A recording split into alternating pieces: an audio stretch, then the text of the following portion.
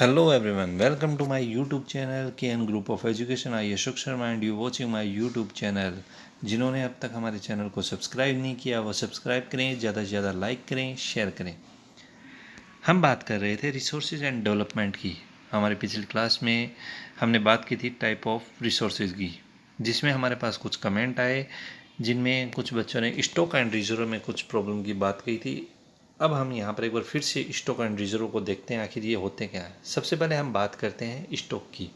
Stock हमारे environment में बहुत से रिसोर्सेज ऐसे अवेलेबल हैं, लार्ज क्वांटिटी में अवेलेबल हैं ऐसे रिसोर्स जिनकी हमारे पास टेक्नोलॉजी नहीं है, और टेक्नोलॉजी नहीं होने की वजह से हम उनको प्रॉपर वे में यूटिलाइज नहीं कर पा रहे हैं। दूसरी तरफ रिजर्व है। रिजर्व में ऐसे रिसोर्स आते हैं, हमारे एनवायरनमेंट में ऐसे रिसोर्स भी अवेलेबल है, उनका स्टॉक अवेलेबल है जिनकी हमारे पास टेक्नोलॉजी अवेलेबल है। स्टॉक के लिए मैंने पिछली क्लास में अपने एक एग्जांपल बताया था ओशियन वाटर का। ओशियन वाटर का फॉर्मूला होता है H2O, हाइड्रोजन एंड ऑक्सीजन। ये दो एक एनर्जी सोर्स हैं जिनको हम एनर्जी के रूप में यूटिलाइज कर सकते हैं, लेकिन हमारे पास ऐसी टेक्नोलॉजी नहीं होने की वजह से हम ओशियन वाटर को हाइड्रोजन और ऑक्सीजन में अलग अलग करके एनर्जी सोर्स में यूज़ नहीं कर पा रहे हैं, यूटिलाइज नहीं कर पा रहे हैं। तो स्टॉक एंड रिजर्व ये दोनों में सिर्फ इतना सा डिफरेंस है कि स्टॉक के अंदर तो हमारे पास ऐसा एनवायरनमेंट में ऐसे रिसोर्स जिनकी हमारे पास टेक्नोलॉजी नहीं है, और रिजर्व में ऐसे रिसोर्स जिनकी हमारे पास टेक्नोलॉजी अवेलेबल है और हम जिनको यूटिलाइज कर रहे हैं।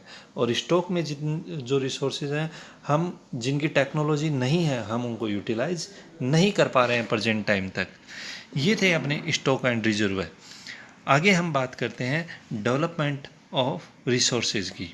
डेवलपमेंट ऑफ रिसोर्सेज, डेवलपमेंट की बात करने से पहले हम देखते हैं कि ह्यूमन लाइफ को सरवाइव करने के लिए हमें रिसोर्सेज बहुत ज़्यादा नेसेसरी है।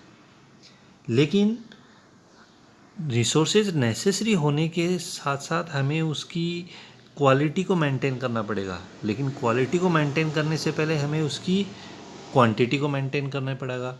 लेकिन प्रेजेंट टाइम में हम देखते हैं कि कहीं पर रिसोर्सेज जो अवेलेबल हैं उनका एक्सप्लॉयटेशन बहुत लार्ज क्वांटिटी में वहाँ पर उनका एक्सप्लॉयटेशन हो रहा है, उनको यूटिलाइज किया जा रहा है वहाँ से। लेकिन दूसरी तरफ हम देखते हैं दूसरे रिसोर्सेस हैं जिनको बिल्कुल भी यूटिलाइज नहीं किया जा रहा है, जिनको बिल्कुल भी एक्सप्लॉयट नहीं किया जा रहा है वहाँ से। तो यहाँ पर इससे जो है इरेशनल और एक्सेस एजम्पशन अपने सामने आ जाता है।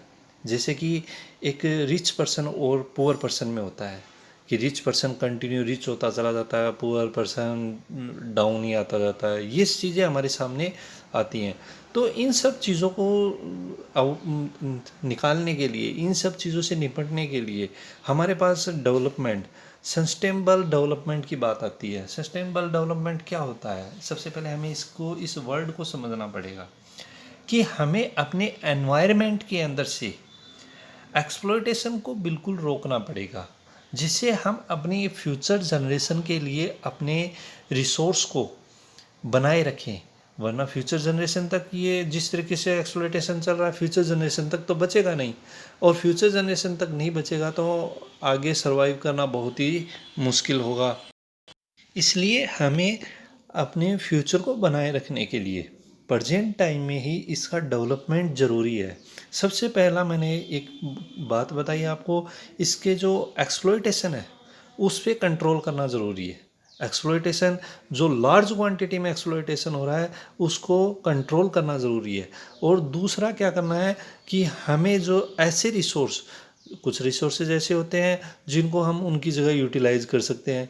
जैसे मैंने आपको पिछली क्लास में अपनी एक बात कही थी कि विंड एनर्जी, सोलर एनर्जी, इनसे हम बहुत तरीके से हम इनको यूटिलाइज कर सकते हैं, लेकिन प्रेजेंट टाइम तक हम उसको प्रॉपर वे में यूटिलाइज ही नहीं कर रहे हैं, वो एक तरीके से वेस्ट जा रही हैं।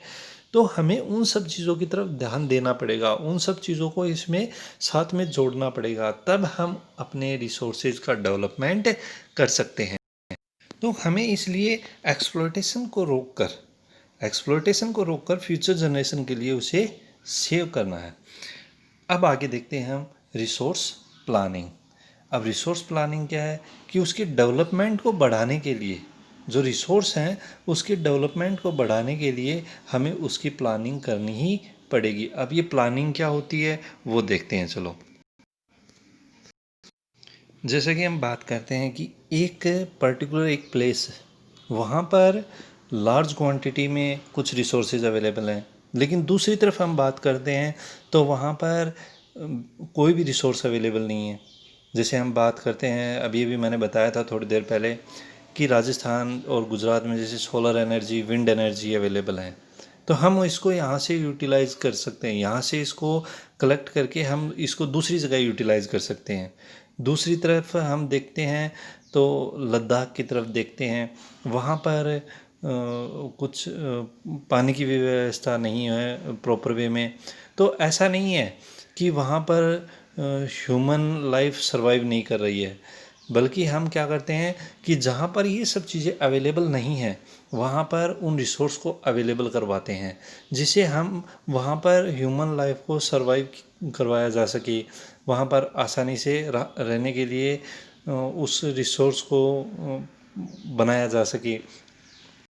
इसी तरीके से हम बात करते हैं, जैसे जैसे हमारे पास टेक्नोलॉजी, जो टेक्नोलॉजी है वो तो मान लो दिल्ली के अंदर है, और रिसोर्सेज अपने कहाँ पर हैं, रिसोर्सेज अपने मान लो झारखंड, यूपी या फिर इन जगहों पर अवेलेबल है।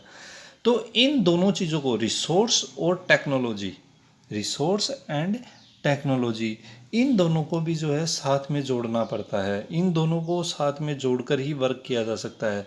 यदि टेक्नोलॉजी अलग रखी हुई है और रिसोर्स अलग है तो हम इसको यूटिलाइज ही नहीं कर पाएंगे। इसलिए हमें इन सब चीज़ों को भी, टेक्नोलॉजी को भी रिसोर्स के साथ में जोड़ने के लिए एक स्थान से दूसरे स्थान पर इसको चेंज करना पड़ता है। जैसे रिसोर्स झारखंड में अवेलेबल है, टेक्नोलॉजी दिल्ली में अवेलेबल है, तो हम यहाँ से झारखंड से रिसोर्स को या तो दिल्ली तक लेकर जाएंगे या फिर टेक्नोलॉजी को झारखंड तक लेकर आएंगे। इन दोनों में से एक काम करने पर ही हम क्या कर सकते हैं, अपने रिसोर्स को ज़्यादा से ज़्यादा यूटिलाइज कर सकते हैं। लेकिन ये कब कर पाएंगे, जब हमारे पास एक प्लानिंग होगी। उस काम को करने के लिए हमारे पास प्लान होगा, एक फॉर्मेट होगा, उस पर हम वर्क कर पाएंगे। अगर वो प्लान या फॉर्मेट हमारे पास अवेलेबल नहीं है तो हम उस वर्क को कभी भी कंप्लीट नहीं कर पाएंगे। जिस प्रकार से आफ्टर इंडिपेंडेंट 5 ईयर प्लान लाए गए। 5 ईयर प्लान का मतलब क्या था, वो एक प्लानिंग थी, अपने रिसोर्सेज को यूटिलाइज करने के लिए एक प्लानिंग थी। किस तरीके से हमारे पास जो रिसोर्स हैं उनको हम इकट्ठा करके और किस तरीके से हम उनको यूटिलाइज कर सकें, उसके लिए एक प्लानिंग थी। तो उसी तरीके से हमारे देश में जहाँ पर रिसोर्स अवेलेबल नहीं है वहाँ पर रिसोर्स अवेलेबल करवाने के लिए जो प्लान बनाए जाते हैं उनको वहाँ पर प्रॉपर वे में यूटिलाइज किया जाता है। दूसरा, उन रिसोर्सेज के लिए जहाँ पर रिसोर्सेज अवेलेबल है वहाँ पर उस रिसोर्सेज के लिए टेक्नोलॉजी को लेकर आना, या फिर उस टेक्नोलॉजी का वहाँ पर आ पाना असंभव है, तब उस वहाँ पर जहाँ पर टेक्नोलॉजी अवेलेबल है वहाँ उस रिसोर्स को पहुँचाया जाता है, जिससे जिससे हम अपने जो भी रिसोर्सेज हमारे पास अवेलेबल हैं उनको ज़्यादा से ज़्यादा क्वांटिटी में यूटिलाइज कर सकें। देखो, एक्सप्लॉइटेशन कम होना चाहिए, यूटिलाइजेशन ज़्यादा होना चाहिए। जब यदि एक्सप्लॉइटेशन ज़्यादा हो रहा है और यूटिलाइजेशन कम हो रहा है तो वहाँ पर आने वाले फ्यूचर जनरेशन के लिए हम बिल्कुल भी उसको सेव नहीं कर पाएंगे। हमारे पास जो भी रिसोर्सेज हैं उनको ज़्यादा से ज़्यादा यूटिलाइज़ करना और उनसे रिलेटेड दूसरे रिसोर्स ऐसे तैयार करना या फिर ऐसे दूसरे रिसोर्स को खोजना जिनको हम उनकी जगह पर यूटिलाइज़ कर सकें।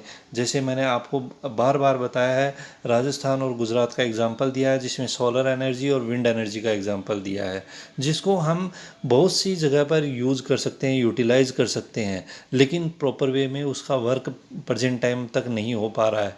इस वजह से हम उसको यूटिलाइज़ नहीं कर पा रहे हैं। तो ये थे हमारे रिसोर्स की प्लानिंग और हमारे रिसोर्स के डेवलपमेंट की बात थी। आगे की क्लास बहुत जल्द आपको हमारे यूट्यूब चैनल पर मिलेगी, और तब तक के लिए थैंक यू फॉर वॉचिंग। हमारे से जुड़ने के लिए हमारे नीचे एक टेलीग्राम लिंक दिया गया है, उस टेलीग्राम लिंक से आप हमसे जुड़ सकते हैं, और साथ में हमारे वीडियो को ज़्यादा से ज़्यादा लाइक करें, शेयर करें। जिन्होंने अब तक हमारे चैनल को सब्सक्राइब नहीं किया है वो सब्सक्राइब करें। ओके।